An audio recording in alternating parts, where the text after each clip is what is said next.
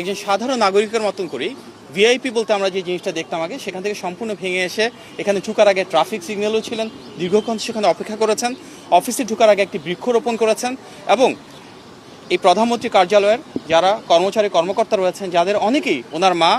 এবং সাবেক প্রধানমন্ত্রী দেশনেত্রী বেগম খালেদা জিয়ার সাথে কাজ করেছিলেন এই কার্যালয়ে, ওনাদের সাথে কুশল বিনিময় করেছেন, নাম ধরে আলাপ আলোচনা করেছেন। তারপর উনি অফিসে যাওয়ার পরে আমাদের যে নির্বাচনী প্রতিশ্রুতি ছিল বিএনপির পক্ষ থেকে সেগুলো নিয়ে কয়েকটি আলোচনা হয়েছে। সেখানে বিভিন্ন সংশ্লিষ্ট মন্ত্রণালয়ের যারা মাননীয় মন্ত্রীবর্গ রয়েছেন এবং সম্মানিত সচিববর্গ রয়েছেন ওনারা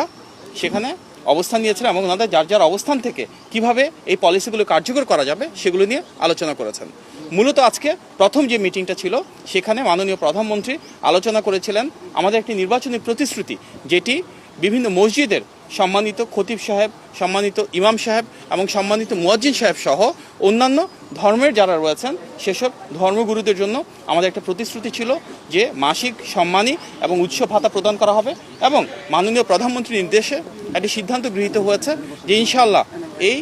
ঈদের আগেই আমরা এটি পর্যায়ক্রমে শুরুর যে প্রস্তুতি সেটি সম্পন্ন করে কিছু কিছু জায়গায় ইনশাআল্লাহ সম্মানিত খতিব সাহেবদের, ইমাম সাহেবদের এবং মুয়াজ্জিন সাহেবদেরকে একটি সম্মানী প্রদান করব ইনশাআল্লাহ। এর পাশাপাশি বিএনপির একটি বড় নির্বাচনী প্রতিশ্রুতি ছিল সারা বাংলাদেশের প্রতিটি মানুষের জন্য যেন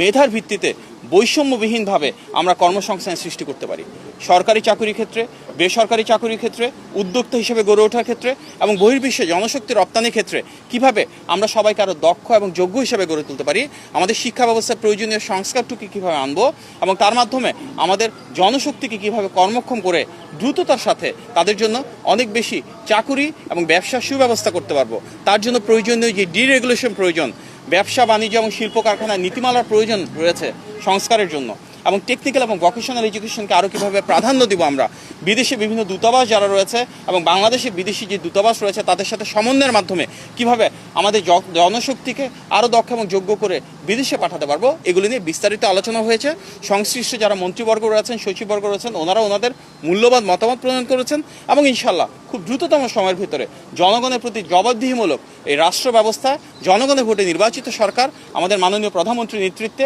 আমাদের প্রতিশ্রুতিগুলো বাস্তবায়ন করা শুরু করবে ইনশাআল্লাহ।